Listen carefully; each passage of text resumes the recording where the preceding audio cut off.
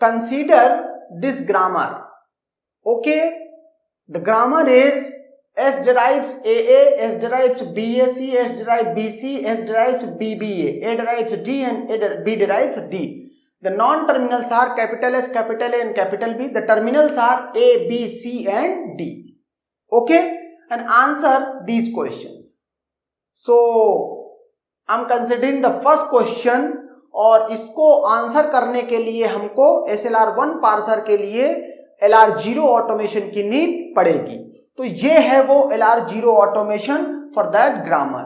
Okay, अब हम क्या करेंगे, इस LR0 ऑटोमेशन में पहले सवाल का आंसर देने के लिए from the very beginning, from the very first state ये सर्च करेंगे कि किसी स्टेट में शिफ्ट रिड्यूस या रिड्यूस रिड्यूस कॉन्फ्लिक्ट तो नहीं है. ओके, तो I0 स्टेट पर किसी तरह का कोई कॉन्फ्लिक्ट नहीं है क्योंकि इसमें रिड्यूस एंट्री है ही नहीं. ओके, I1 रिड्यूस एंट्री है लेकिन सिंगल LR0 आइटम है, दूसरा वो ग्रामर का पार्ट नहीं है, तो वो किसी काम का नहीं है.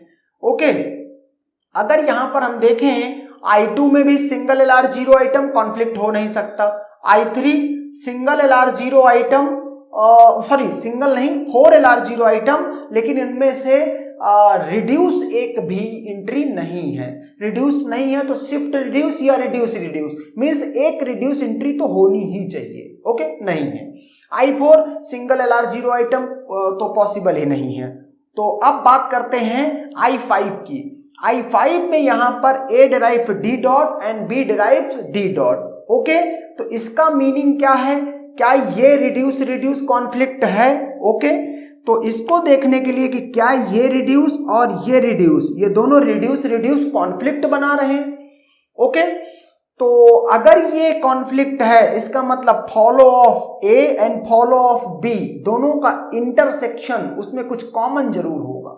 ओके, तो फॉलो ऑफ A क्या है, A comma C and follow of B क्या है, A कॉमा C. मैंने उस ग्रामर में सारे नॉन टर्मिनल्स का फॉलो पहले ही कंप्यूट कर लिया है. तो दोनों का कॉमन में, दोनों का means follow of A and follow of B are not mutually exclusive and therefore this is RR conflict. Okay, ये RR कॉन्फ्लिक्ट है and therefore is this grammar SLR1? The answer is no, this grammar is not SLR1 grammar. Okay, now come to the B option, minimum size. अच्छा, इसमें और देख लेते हैं, और कहीं पर तो नहीं है किसी तरह का कॉन्फ्लिक्ट क्योंकि नेक्स्ट क्वेश्चन है टोटल कॉन्फ्लिक्ट. तो अगर आप और कोई भी मीन्स यहाँ पर स्टेट देखते हैं तो किसी भी स्टेट में एक आइटम से ज्यादा नहीं है, एक ही LR0 आइटम है. अब चूंकि एक ही LR0 आइटम है एंड देयरफॉर कॉन्फ्लिक्ट हो ही नहीं सकता है. ओके, तो overall minimum size of canonical collection I0 से I11, तो यहाँ पर 12 स्टेट चाहिए. अच्छा, जब मैं ये सवाल इस तरह से लिखा हुआ minimum size of canonical collection, तो दो तरीके से पूछा जा सकता है. एक तो इस ग्रामर के लिए जो LR0 ऑटोमेशन बनेगा उसका minimum size of canonical collection क्या है, एक तो सवाल ये हो सकता है. दूसरा कि ये बताने के लिए कि ये ग्रामर SLR1 या LR0 ग्रामर है कि नहीं या SLR1 ग्रामर है कि नहीं, ये बताने के लिए कितनी स्टेट्स की नीड पड़ेगी minimum. Okay, in that case to you have to means complete the LR0 automation and only then you will be able to answer whether this grammar is LR0 और SLR1 और not.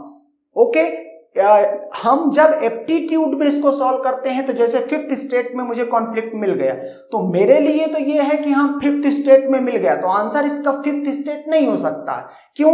क्योंकि किसी दूसरे student ने क्या किया हो, आपने पहले I1 बनाया, फिर I2 बनाया, फिर I3 बनाया, फिर I4 बनाया, और कोई दूसरा स्टूडेंट हो पहले इन्हीं दो LR0 आइटम के रिस्पेक्टिव ये इसको पहली एंट्री बना दे, तो वो इसको कहेगा I0 के बाद I1 स्टेट. I1 स्टेट का मतलब दो ही स्टेट में आपने आंसर कर दिया, तो ये इस तरह से इसका आंसर नहीं होगा. कंप्लीट इसका आंसर देने के लिए आपको इसको कंप्लीट इसको करना पड़ेगा. ओके, तो टोटल कॉन्फ्लिक्ट क्या है, एक ही टोटल कॉन्फ्लिक्ट है RR एंड टोटल इनएडिक्वेट स्टेट 1, एक ही टोटल इनएडिक्वेट स्टेट है. Okay, and that's done.